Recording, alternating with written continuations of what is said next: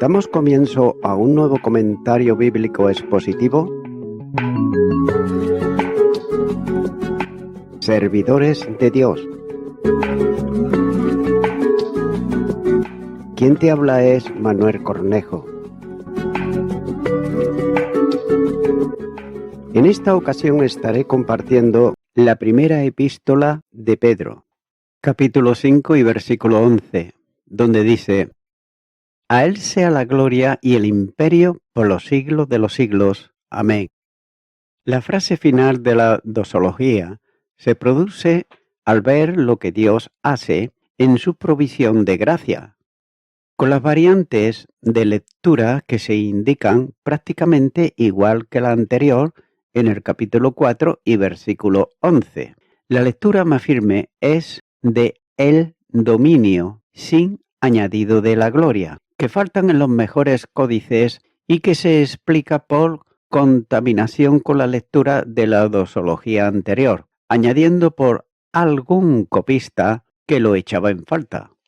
También algunos traductores echan en falta algún verbo, de modo que se traduce por algunos mediante el optativo de deseo a él sea. Otros lo hacen usando el presente de él es. Incluso aparece la traducción con el positivo suyo es el poder.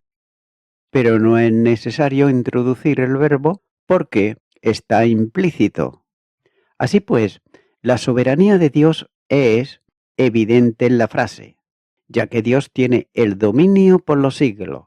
Si es omnipotente, es también omnipresente y vive en un presente absoluto y por tanto continuado, de modo que el dominio que le corresponde por lo que es se extiende de eternidad a eternidad, trascendiendo en el tiempo. Es por eso que su señorío es para siempre.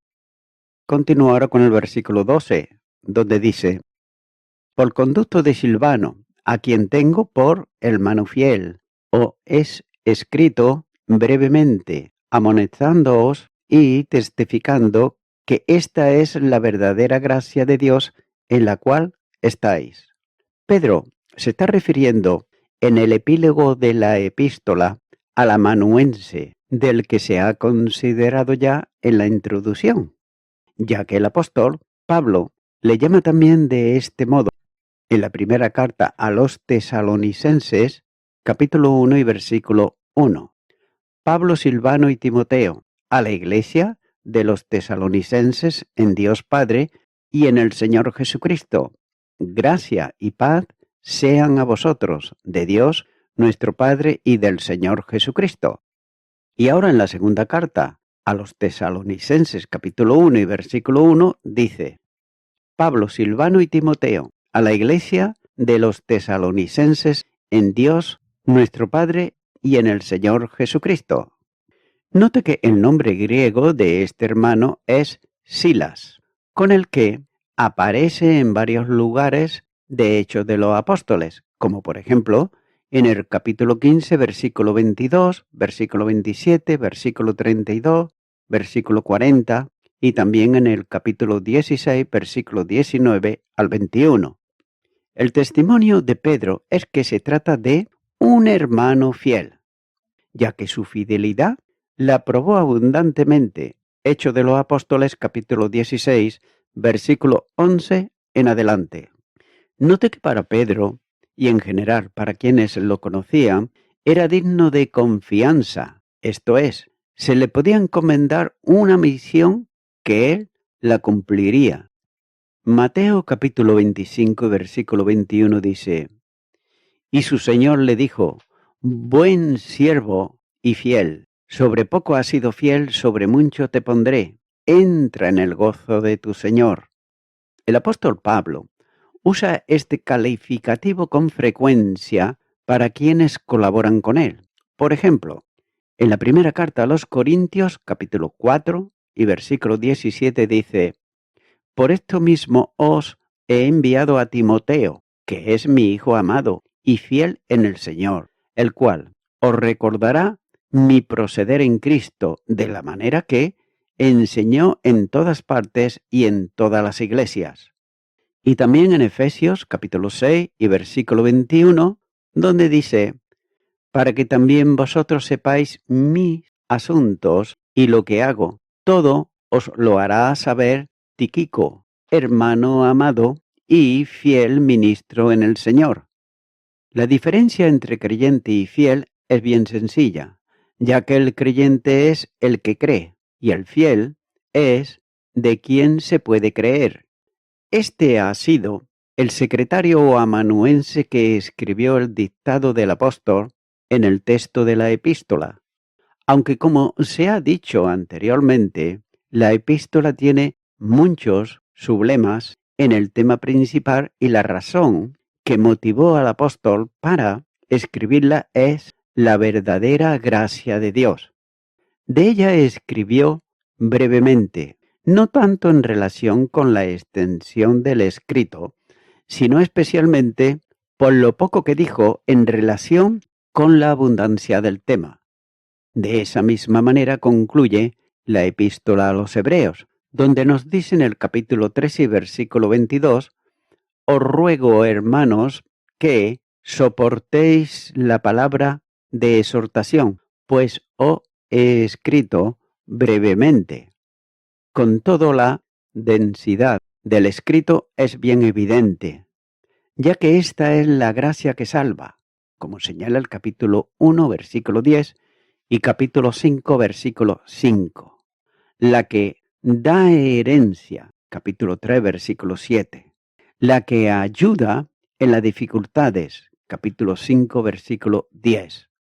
Todo creyente está en esa gracia, y en la epístola, Pedro testifica y amonesta, ya que él podía dar fiel testimonio de la gracia porque, como Juan, la había visto manifestada en Jesucristo. Por tanto, personalmente podía también dar testimonio de la restauración de su caída en el quebrantamiento de fidelidad que le había prometido. Juan capítulo 21, capítulo 15 en adelante. Pero al mismo tiempo, el escrito testificante es también para amonestación, ya que el verbo está expresando la idea tanto de exhortación como de consolación, y ambas están bien presentes en todo el escrito, ya que la exhortativa, animando a la perseverancia, a la ética y al amor, etc., la consolación presente, especialmente en los pasajes en que se hace referencia a la ayuda divina en los conflictos y en los sufrimientos. Sin embargo, hay una precisión que no puede pasarse por alto, y es que la gracia en la que están los creyentes destinatarios de la epístola es la verdadera. Y note que no se trata de una ilusión pasajera o de una esperanza posible. El creyente está en la gracia como se decía antes, pero en los códices más seguros se lee stat como un mandato o una exhortación a perseverar en ella, si bien el imperativo en este caso tiene que ver mejor con colocaos o posicionaos en ella, ya que se aprecia también el uso de la proposición en lugar de la correcta, lo que sorprende por la corrección del griego utilizado en la epístola, ya que algunos suponen que estas líneas fueron escritas directamente por Pedro como señal identificativa de ser el autor del escrito, cosa habitual en el Nuevo Testamento, como era también la costumbre de Pablo. Continúo ahora con el versículo 13, donde dice, la iglesia que está en Babilonia, elegida juntamente con vosotros, y Marcos, mi hijo, os saludan. Sin duda se trata de una iglesia que envía saludos fraternales. El grave problema en su identificación, esto es, se ha considerado ya anteriormente, ya que la forma que usa aquí Pedro es de un lenguaje críptico que no defiende de que la iglesia se trata y que probablemente era la iglesia local en el lugar desde donde se escribió la epístola. Que se refiere a una iglesia no es difícil de entender, puesto que dice a los lectores que era coelegida, o también elegida como vosotros, que conforme a los escritos epistolares saluda a las otras iglesias o a los creyentes. El término Babilonia se podía referir a 3 lugares. Primero, y note esto, la ciudad de Mesopotamia, que aún estaba habitada en el siglo I después de Cristo, pero no hay ningún indicio de que hubiera iglesia en ese lugar. En segundo lugar, puede ser otra población situada donde actualmente es el Cairo, que tenía una fortaleza romana para controlar el canal entre el Nilo y el Mar Rojo, sin que haya ninguna tradición que relacione a Pedro con Egipto. Y en tercer lugar, Roma, la capital del imperio en aquel tiempo. Y a la luz de Apocalipsis, debemos inclinarnos a considerar que Pedro se está refiriendo a Roma, lo que supondría que estaba allí en el tiempo de escribir la epístola. Este nombre era usado por los escritores que deseaban dejar oculta la referencia a Roma, a fin de no tener problemas con las autoridades romanas. Tampoco debe de olvidarse que habían comenzado oposiciones abiertas en contra de los cristianos. Si bien no empezarán las persecuciones de Nerón, y cualquier persecución era necesaria para no identificar a la iglesia en Roma.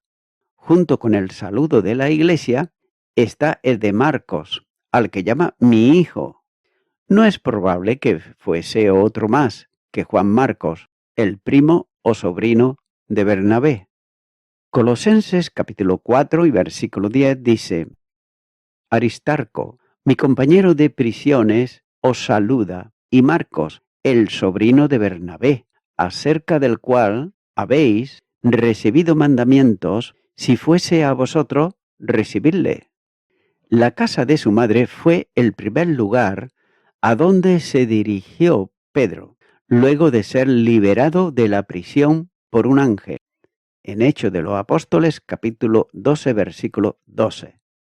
El título Mi hijo es un calificativo de afecto e incluso pudiera ser que Pedro fuese el medio para llevarle a Cristo, como también Pablo llama de esta manera a algunos en sus escritos, como por ejemplo en la primera carta a los Corintios capítulo 4 versículo 15 y también la primera carta a Timoteo capítulo 1 versículo 2, por citar algunos. Juan Marcos acompañó a Pablo y a Bernabé en su primer viaje misionero, Hechos de los Apóstoles capítulo 13 versículo 5. Luego de la confrontación entre Bernabé y Pablo por la deserción de Juan Marcos, en Hechos capítulo 3 versículo 13, se separaron los dos para seguir caminos diferentes en el ministerio y predicación del Evangelio.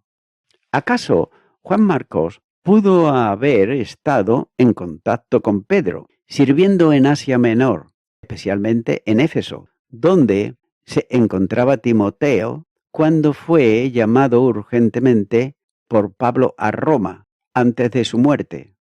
Pero según el testimonio de Papías, Juan Marcos acompañó durante tiempo a Pedro. Continuaron con el versículo 14, donde dice: Saludaos unos a otros con óculos de amor. Paz sea con todos vosotros los que estáis en Jesucristo. Amén. Aquí el apóstol cierra la epístola exhortando a los creyentes al saludo típicamente cristiano en aquel tiempo, que era el beso. Note que no se trataba simplemente de besarse en el saludo final de una reunión de cristianos o de encuentro con alguno. Debía de ser un beso de amor. Quiere decir que era un saludo genuino que salía del interior de un corazón que ama a sus hermanos como fue amado él por Cristo. Note que el apóstol Pablo usa la expresión de beso santo. Por ejemplo, en Romanos capítulo 16, versículo 16, en la segunda carta a los Corintios capítulo 13, versículo 12, y en la primera carta a los Tesalonicenses capítulo 5, versículo 26. Note que el beso era símbolo de amor hermanable y de comunión real, ya que la importancia del saludo cristiano es evidente al mencionarse varias veces en el Nuevo Testamento. Así pues, el beso cristiano es señal de armonía y de paz. El apóstol sabe que la epístola sería leída en la celebración del culto cristiano, cuando los creyentes concurrían para ser edificados y partir el pan, de modo que exhorta a todos al saludo fraterno del beso. Sin embargo, debía ser de amor, o como en otras alternativas de lectura, santo y de amor. Ahora bien, nadie debe ser excluido del saludo sincero, ya que quien desprecia a un hermano no está discerniendo el cuerpo de Cristo. Primera carta a los Corintios, capítulo 11 y versículo 29, y no entiende nada de lo que significa el amor fraterno y la comunión hermanable, ya que participar de la cena del Señor enemistado con otro es exponerse al juicio de Dios. Primera carta a los Corintios, capítulo 11, versículo 29. Con el tiempo pasó a la liturgia eucarística y a mediados del siglo II ya se había incorporado plenamente como práctica en el culto. La bendición y el deseo de paz concluye todo el escrito, ya que es el saludo propio del pueblo hebreo. Note que es interesante que en los textos griegos más seguros aparece esta manera, aunque en otras alternativas se lee gracia y paz, que es la forma usada en el saludo, como muestra el capítulo 1 y versículo 2. Es semejante a la despedida de la epístola a los Efesios, donde se lee paz sea a los hermanos, Efesios 6:23. ¿Acaso resulta aquí una despedida un tanto impersonal, usando la tercera persona en la construcción de la misma? Por esa razón, se considera como más litúrgica, es decir, más propia del culto. La bendición se extiende a todos, de manera que nadie queda excluido. De ahí que, dada la temporalidad de los escritos bíblicos, alcanza a todos los creyentes en todos los tiempos. A los hermanos les bendice con paz, como deseo personal para cada uno, anhelando que la paz de Dios descienda sobre ellos y sea su propia experiencia personal, ya que podemos disfrutar de la paz porque Cristo es nuestra paz. Efesios capítulo 2 y versículo 14. Además, la comunión es posible sin barrera, sin limitaciones, y de ahí la exhortación al beso de amor, en la exhortación que antecede, porque Cristo, que es nuestra paz, hizo también la paz de relación entre todos los cristianos, para llevar a cabo el propósito divino de hacer un solo hombre de todos. Efesios capítulo 2, versículo 15. La paz de relación y la paz con Dios ha sido anunciada por medio del Evangelio.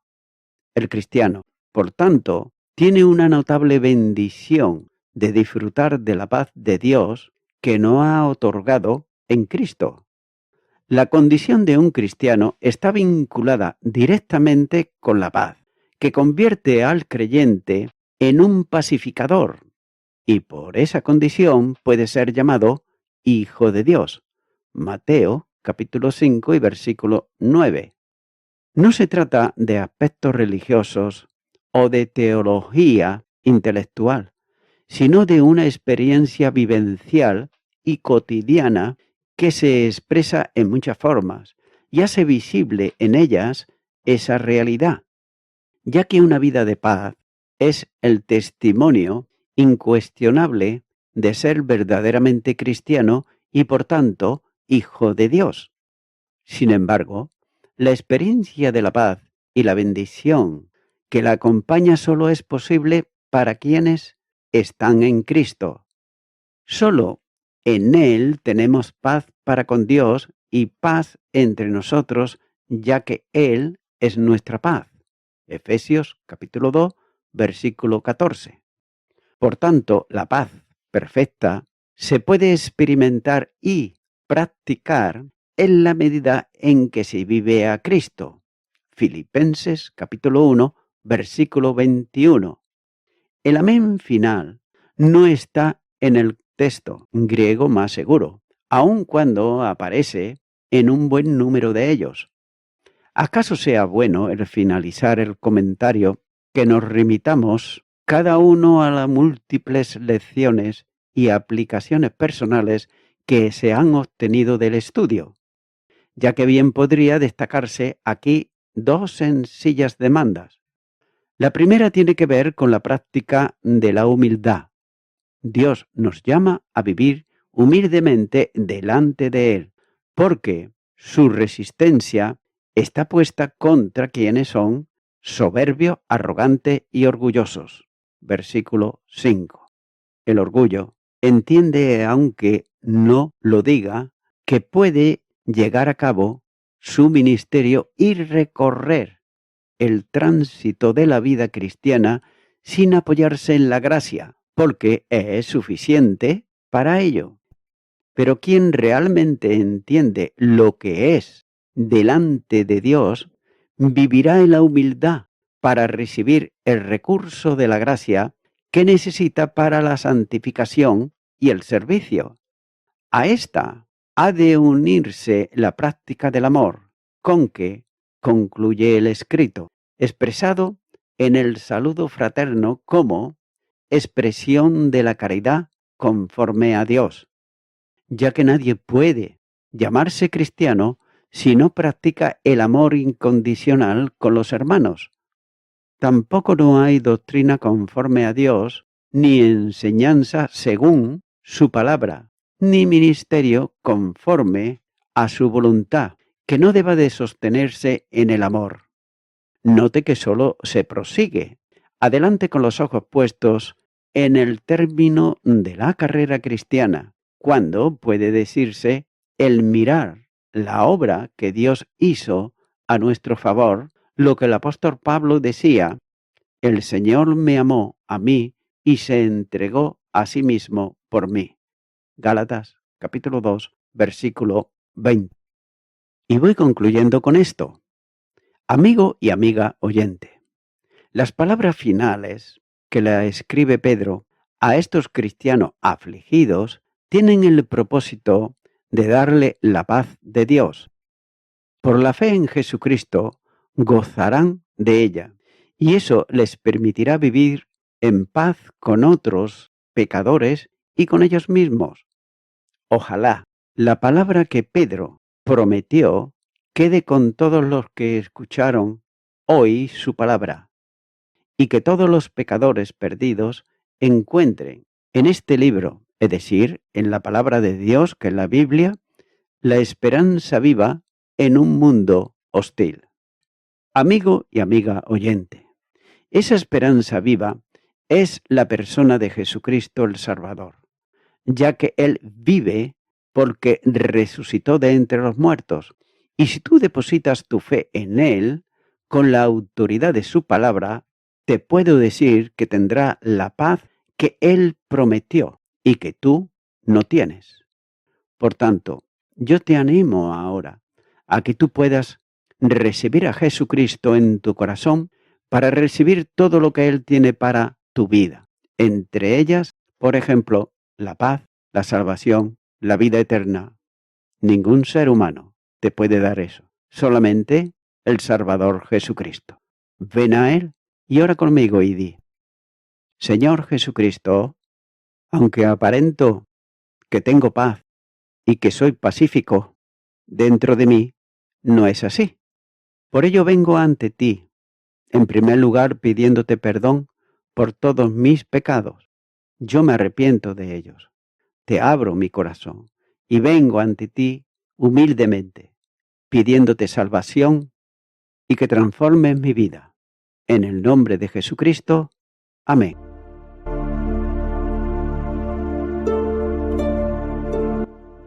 Amigo y amiga oyente, si tú has hecho esta oración de corazón, te recomiendo que comiences a orar a Dios, en primer lugar, en el nombre del Señor Jesucristo. Orar a Dios no es rezar, sino que es hablar con una persona. También te recomiendo que leas la palabra de Dios y lo hagas a diario. Comienza, por ejemplo, con el Nuevo Testamento.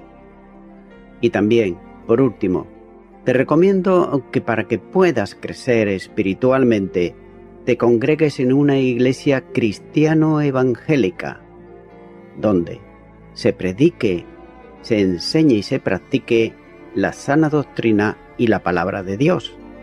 Congrégate ahí y con el tiempo podrás crecer espiritualmente y también servir al Señor Jesucristo.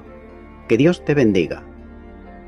Y a toda la audiencia, nuevamente ya me estoy despidiendo de todos ustedes y será hasta el próximo programa. Que Dios os bendiga a todos.